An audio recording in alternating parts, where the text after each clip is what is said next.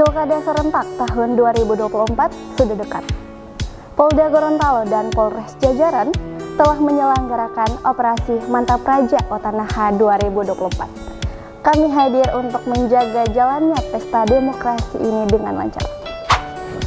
Mari bersama-sama ciptakan suasana pemilu yang aman dan damai. Ciptakan pilkada yang bermartabat.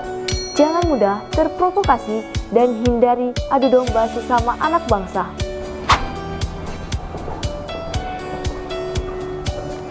Ayo sukseskan pilkada secara jujur, Adil, aman, dan damai di wilayah Provinsi Gorontalo. Gunakan hak pilih suara Anda dan jangan lupa mendatangi tempat pemungutan suara pada tanggal 27 November 2024.